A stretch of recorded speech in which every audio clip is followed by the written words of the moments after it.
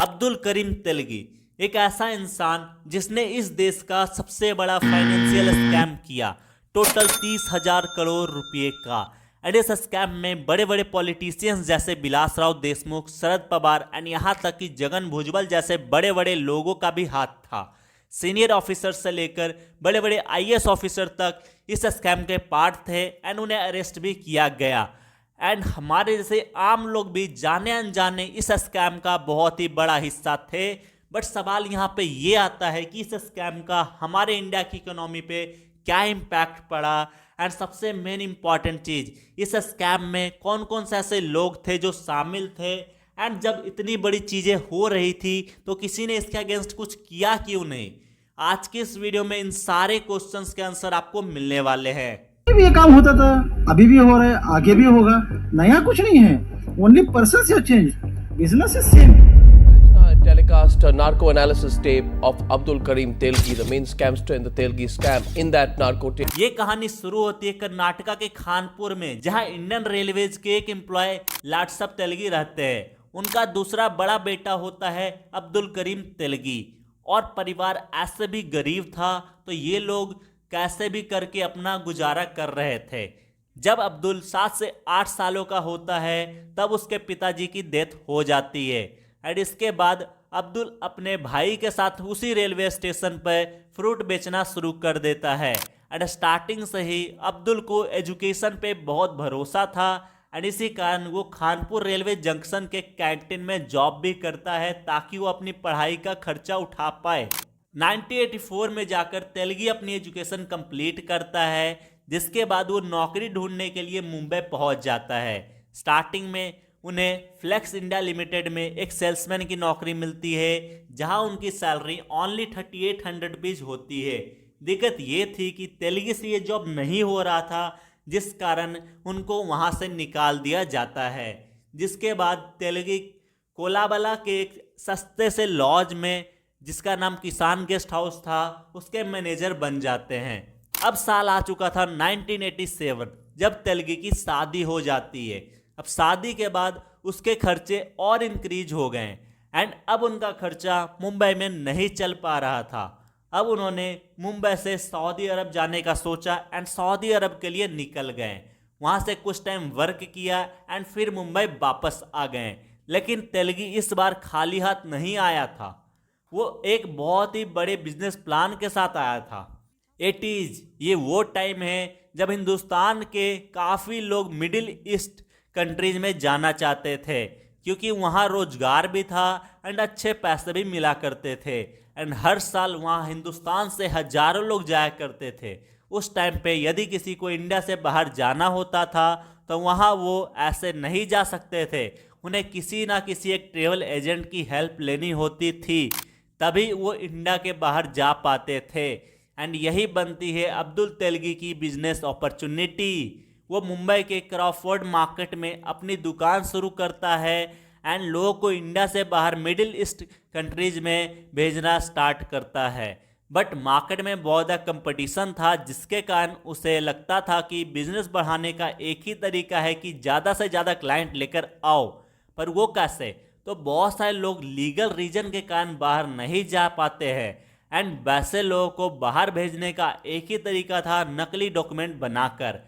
उस टाइम तेलगी के लिए फेक डॉक्यूमेंट बनाना कोई बड़ी बात नहीं थी एंड इन्हीं डॉक्यूमेंट से उसने हजारों लोगों को इलीगल वे में इंडिया से मिडिल ईस्ट कंट्रीज में भेजा।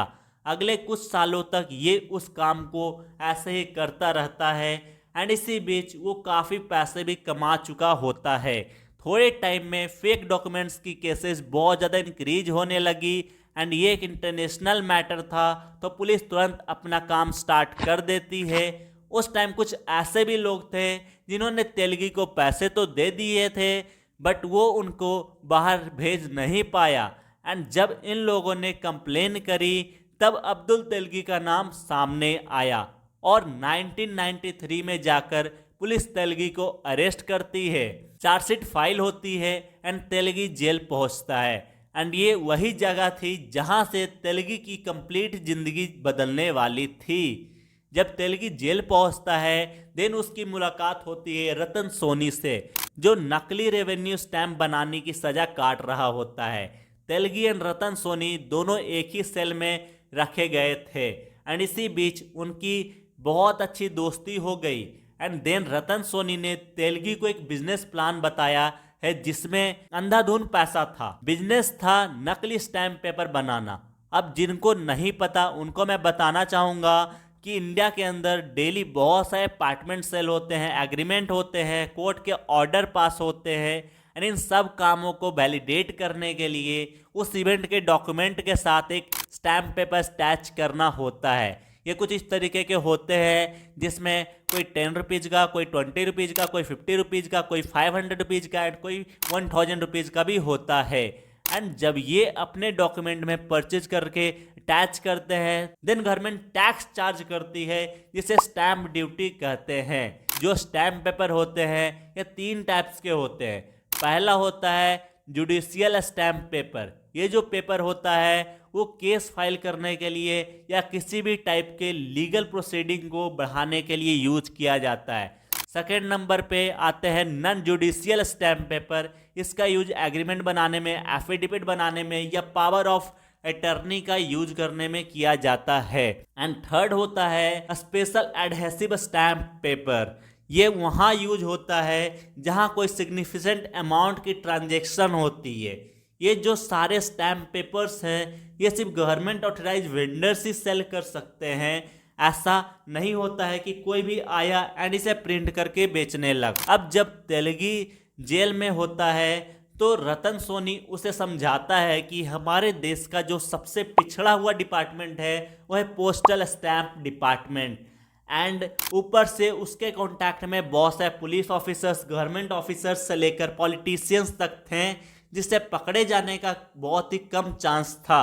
अब साल आता है 1994 जब रतन सोनी एंड तेलगी जेल से बाहर आते हैं एंड अपना बिजनेस स्टार्ट करने का सोचते हैं। बट यहाँ एक प्रॉब्लम थी कि ये स्टैम्प पेपर बेचने के लिए सुपरिटेंडेंट ऑफ स्टैम्प से लाइसेंस लेना पड़ता था एंड ये ऐसे ही किसी को नहीं मिलता था एंड ऊपर से लंबी वेटिंग लिस्ट थी। देन ये दोनों इस प्रॉब्लम को सॉल्व करने के लिए अनिल गोटे को पकड़ते हैं। अनिल गोटे उस टाइम इन्फ्लुएंशियल जर्नलिस्ट हुआ करते थे एंड उनका मकसद था किसी भी तरीके से पॉलिटिक्स में इंटर करना। आगे जाकर वो 2 बार एमएलए भी बन चुके हैं एंड उस टाइम इन पे आरोप लगा था कि विलासराव देशमुख जो कि उस टाइम के कांग्रेस के रिवेन्यू मिनिस्टर हुआ करते थे उनसे सिफारिश किए थे कि तेलगी को लाइसेंस दे दिया जाए। आगे जाकर देशमुख तेलगी को लाइसेंस दे देते हैं बट अभी तक ये एलिगेशन है एंड अभी तक इसका कोई फैसला नहीं आया है। यहाँ पर तेलगी को जो एक्चुअल हेल्प मिलती है वो मिलती है राधे श्याम लक्ष्मण मोपलवर से। ये जो बंदा था जो उस टाइम सुपरिटेंडेंट ऑफ स्टैम्प था एंड इसी कारण है तेलगी को ये लाइसेंस मिला था एंड वो भी एक स्पेशल लाइसेंस जिसमें वो हर टाइप के स्टैम्प को बेच सकता था जो कि बहुत ही कम लोगों को मिलता है। अब धीरे धीरे तेलगी को इस बिजनेस के बारे में और नॉलेज आने लगती है जहां से उनको पूरा सिस्टम वर्क कैसे करता है ये पता लगना स्टार्ट हो जाता है। जैसे स्टैम्प बनता कैसे है, ट्रांसपोर्ट कैसे होगा एंड कौन कौन सी कंपनी स्टैम्प्स को परचेज करेगी। अब यहाँ तेलगी बहुत पैसे कमाने लगा एंड मोबाइलवर को भी कमीशन अच्छा मिल रहा था। बट कुछ ही टाइम में इनकी दोस्ती टूट जाती है एंड 1995 में इन दोनों में कुछ बहस हो जाती है एंड मोबाइलवर ने तेलगी के वेंडर लाइसेंस को कैंसिल कर दिया एंड पुलिस स्टेशन में रिपोर्ट भी करवा दी एंड फिर तेलगी का नाम फेक स्टैम्प पेपर सेलिंग में आने लगा। बट फिर भी इसको जेल नहीं हुई क्योंकि अब तक वो बहुत ही ज़्यादा पैसे कमा चुका था एंड ऊपर से नीचे हर एक ऑफिसर को पैसे खिला दिया जिससे एफआईआर तो बहुत हुए बट तेलगी जेल नहीं गया। इसके बाद तेलगी को ये पता चला कि अभी तो ये बहुत ही छोटा सा वर्क कर रहा है तो फिर अगेन ये एक प्लान बनाता है। चलिए जानते हैं उस कंप्लीट प्लान के बारे में। प्लान में टोटल 3 स्टेप्स थे। पहला स्टेप ये था कि अब तेलगी का लाइसेंस तो रद्द हो गया था, तब उसने क्या करा, बहुत सारी मल्टीपल कंपनीज ओपन करी जो कि एक प्रोप्राइटरशिप्स थी। उन कंपनीज के मालिक वो लोग थे जिनके पास वो लाइसेंस था, बट वो कंपनी को मैनेज तेलगी के आदमी लोग करते थे। अब यहाँ पर सेकेंड स्टेप था प्रोडक्शन कैपेसिटी को इंक्रीज करना, क्योंकि इतनी कंपनीज बनाई तो उनको पास उतना कैपेसिटी भी तो होना चाहिए। एंड पुराने स्टैम्प वाला मेथड अब वर्क नहीं कर रहा था। अब बारी थी अच्छी क्वालिटी के साथ प्रोडक्शन इंक्रीज करने की, ताकि कोई स्टैम्प को पकड़ ना सके कि ये सब हो कैसे रहा है। एंड इसके लिए तेलगी जाता है नासिक के इंडिया सिक्योरिटी प्रेस के पास। ये स्टैम्प पेपर बनाने वाले प्रिंटर्स को जब ओल्ड हो जाते थे तो उसे डिमेंटल करके ऑक्शन किया जाता है। एंड वहाँ के जो हेड थे गंगा प्रकाश, जिससे तेलगी अपनी दोस्ती बढ़ाता है। एंड वो जो मशीन्स डिमेंटल होकर ऑक्शन किया जाता था उसे अपनी ही कंपनीज के द्वारा खरीदा लिया करता था। बाद में वो सारे पार्ट्स को अटैच करके मशीन असेंबल करके स्टैम्प पेपर प्रिंट करना शुरू कर दिए। एंड स्टैम्प बनाने के लिए जो बॉन्ड्स, लिंक्स या जो भी चीज़ें नीड होती थी वो तेलगी को आसानी से मिल जाया करती थी। इनसे मोटा पैसा कमाना इतना आसान नहीं था, क्योंकि उसके लिए बल्क में ज़्यादा से ज़्यादा स्टैम्प्स को बेचना होगा। एंड इसके लिए वो लेता है थर्ड स्टेप, जो है टीम बिल्डिंग। अब वो हायरिंग करने का सोचता है। एंड हायरिंग के लिए वो अलग अलग पेपर्स में एड्स भी दिया करता था। एंड अब वो 300 से ज़्यादा MBA ग्रेजुएट्स को हायर करता है फॉर सेलिंग स्टैम्प पेपर्स। अब इनका काम था कंपनी का लाइसेंस दिखाकर सेल्स लेकर आना। एंड इन सेल्स एग्जीक्यूटिव को पता तक नहीं था कि वो नकली स्टैम्प पेपर्स को सेल कर रहे हैं। अब यहाँ पर मेन इशू आता है कि लोग उनसे क्यों लेंगे। तो यहाँ पर मेन चीज़ ये थी कि ये लोगों को बल्क में देते थे। एंड बल्क के साथ साथ ये लोगों को काफ़ी अच्छा खासा डिस्काउंट भी देते थे, जो मार्केट में और कोई नहीं देता था, जिसके कारण इनसे लोग परचेज करना स्टार्ट कर दिए थे। इन स्टैम्प पेपर को मेनली मुंबई, पुणे एंड नासिक में प्रिंट करके बाकी कंपनीज तक पहुँचाया जाता था, ताकि वो आगे सेल कर सके। कुछ ही टाइम में तेलगी ने हजारों वेंडर्स को उससे स्टैम्प पेपर लेने के लिए मना लिया था, क्योंकि ये कम रेट में देता था जो मार्केट में कोई नहीं दे रहा था। तो सब लोग इससे ही स्टैम्प लेना शुरू कर देते हैं।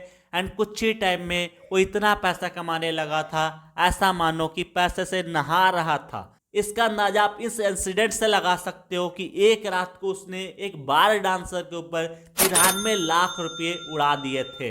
एंड इसी को देखते हुए जो पुलिस वालों को वो रिश्वत दिया करता था वो इसके प्रॉफिट में शेयर मांगने लगे। एंड जब तेलगी ने इसके लिए मना किया, जैसे उसने अपने सारे जगह पे फेक स्टैम्प पेपर को पकड़ने की न्यूज आने लगी।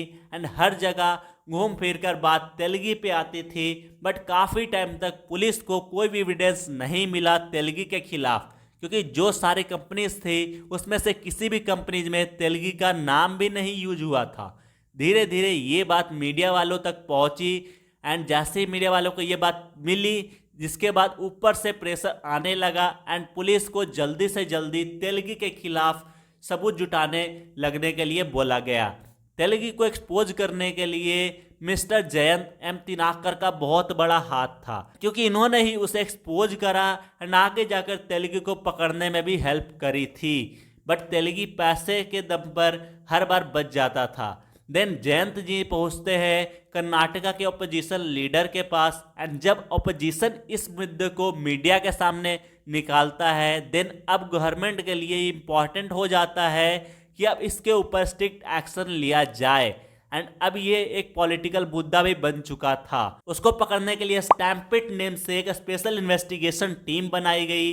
अब तेलगी के हर एक आदमी को पकड़ा जाने लगा, बट तेलगी अभी भी पकड़ा नहीं गया। देन तिनाकर ने पुलिस को बताया कि तेलगी अजमेर शरीफ में माथा टेकने आने वाला है। ये दिन था 7 नवंबर 2001। बेंगलुरु पुलिस के एसपी अजमेर शरीफ पहुंचते हैं एंड तेलगी को हिरासत में लेते हैं। चार्जर शीट फाइल होती है एंड मुकदमा चालू होता है। जेल उसका नया घर बन चुका था, क्योंकि अब जेल से भी अपने बिजनेस को कंट्रोल कर पा रहा था, चला पा रहा था। 2001 में अरेस्ट होने के बाद तेलगी को बेंगलुरु के सेंट्रल जेल में रखा जाता है। एंड वहाँ पर तेलगी को एक हॉस्पिटल रूम में रखा जाता है, जहाँ से वो अपने बिजनेस को ऑपरेट कर रहा था। बट जब एक मर्डर का केस सामने आया तो पूरा मामला बदलने लगा। एंड ये मर्डर था तेलगी के ड्राइवर का, जिसने तेलगी के ऑफिस से 1,80,000 रुपये चुराए थे एंड बोल दिया था कि चोरी हो गए। तेलगी के आदमी को जब पता चला तो देन वो उसने ड्राइवर को मुंबई में तेलगी के घर पे ले जाकर बहुत ही मारा एंड इसी दौरान उसकी मृत्यु हो गई। एंड तब जाकर उसने उसकी लाश को महिम क्रीक में फेंक दिया। एंड पुलिस को जब ये डेड बॉडी मिली बट आइडेंटिफिकेशन नहीं हो पाया तो पुलिस ने इसका अंतिम संस्कार कर दिया। एंड लगभग 9 महीने के बाद जब फेक स्टैम्प पेपर फिर से पकड़ा जाता है देन तेलगी के आदमी ने इस मर्डर के बारे में बताया, जिसके बाद महाराष्ट्र पुलिस 27 अक्टूबर 2002 को बेंगलुरु जेल से तेलगी की कस्टडी मांगती है, जिसके बाद एक स्पेशल टीम बनाकर fake stamp paper case and murder case को री इन्वेस्टिगेट कराया जाता है। बट इन्वेस्टिगेशन कर रहा था कौन? पुलिस। एंड अब तो तेलगी के पॉकेट में थी। एंड देन 2003 में अन्ना हजारे ने इस केस को लेकर सीबीआई के पास जाते हैं एंड देन ये इन्वेस्टिगेशन रफ्तार पकड़ती है। एंड देन बहुत सारे पुलिस ऑफिसर्स एंड पॉलिटिशियंस को गिरफ्तार भी किया जाता है। एंड देन ताला लगता है तेलगी के इस फेक स्टैम्प बिजनेस के ऊपर। बट जब सीबीआई इस केस को आगे इन्वेस्टिगेट करती है देन होता है असली खुलासा। तेलगी जो था वो बैकअप का भी बैकअप रखता था। जब वो किसी भी ऑफिसर या पॉलिटिशियंस को रिश्वत देता था तब वो उसका रिकॉर्डिंग कर लिया करता था। एंड सीबीआई को लगभग 100 घंटे से भी ज़्यादा की रिकॉर्डिंग मिली, जिसमें सारे लोगों की वीडियो थी जिसने तेलगी से रिश्वत ली थी। एंड फाइनली तेलगी को सजा मिली, बट जो स्टैम्प बनाने थे उनको रद्द नहीं किया गया, क्योंकि ये पॉसिबल नहीं था कि इतने सारे स्टैम्प्स को रद्द किया जा सके, बिकॉज ये स्कैम ऑलमोस्ट 9 सालों से चल रहा था। एंड यदि सरकार ऐसा करती तो 9 सालों में जितने भी एग्रीमेंट्स हुए थे, जितने भी डॉक्यूमेंट्स हुए थे, सारे की वैल्यू 0 हो जाती। एंड ये पकड़ पाना कि कौन सा रियल है कौन सा फेक है, ये गवर्नमेंट के लिए प्रैक्टिकली पॉसिबल ही नहीं था, इसलिए इस सारी चीज़ों को रद्द नहीं किया गया। एंड देन 23 अक्टूबर 2017 को पुलिस कस्टडी में विक्टोरिया हॉस्पिटल में तेलगी की डेथ हो गई। पुलिस के अनुसार उनके मल्टीपल ऑर्गन्स फेल्यूर के कारण डेथ हुई। एंड बहुत सारे लोग ऐसा भी बोलते हैं कि पॉलिटिकल रीजंस के कारण उनकी मृत्यु करा दी गई। अब इसके पीछे क्या सच्चाई है ये किसी को पता नहीं है, बट यहाँ पर सोचने की बात ये है, जो बंदा कभी अब रेलवे स्टेशन पर फ्रूट सेल क्या करता था, उसने पूरे देश का सबसे बड़ा स्कैम करा 32,000 करोड़ रुपए का। आई होप इस वीडियो में आपको बहुत सारी चीज़ें सीखने को मिली होगी और आपको बहुत अब मज़ा आया होगा इस वीडियो को देखने के बाद। लेकिन यदि भी आपके माइंड में कोई भी डाउट है आप लोग कमेंट सेक्शन में पूछ सकते हो। एंड गाइज यदि आपको ये वीडियो पसंद आई है अपने सारे दोस्तों के साथ शेयर करें, बिकॉज इस वीडियो पर आपको सारी चीज़ें बिल्कुल डिटेल में बताई है। तो मेक श्योर यदि आप चैनल पर नए हो तो चैनल को सब्सक्राइब करें, नोटिफिकेशन बेल को भी ऑल पे क्लिक कर दें। वीडियो अच्छी लगी तो कमेंट सेक्शन में बताएं। बाकी मैं आपसे मिलता हूँ नेक्स्ट वीडियो में। Thanks for watching guys. जय हिंद, जय भारत।